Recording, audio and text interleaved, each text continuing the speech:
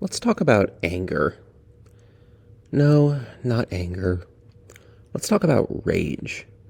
Because there's an emotion deep within me that months of therapy and recovery have buried but not truly eliminated. And that emotion is rage. It's the rage that I feel at Republicans and conservatives in the United States in general for what they're imposing on me. You see, it's really hard for me to cope with and properly talk about this rage because, from my perspective, the rage is wholly rational and reasonable. It's easy to assess and deal with rage that's not based in reason. Maybe not easy, but there are ways to cope with it.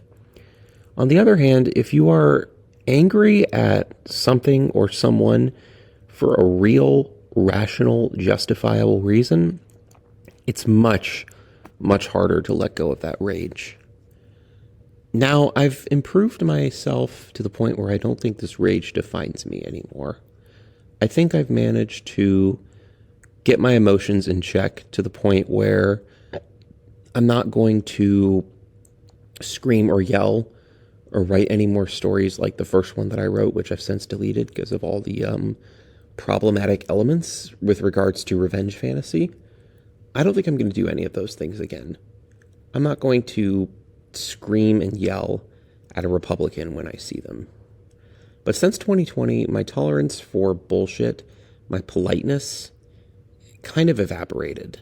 And I don't know if it'll ever come back. Because it's really hard for me not to be angry and not to be resentful when people who call themselves Republicans are implementing policies that hurt people that I care about, especially trans people. I have several trans friends, and all of them are hurt by this current wave of anti-trans legislation. So I don't think I'll ever be able to let go of this rage, because this rage is righteous. This rage is justifiable.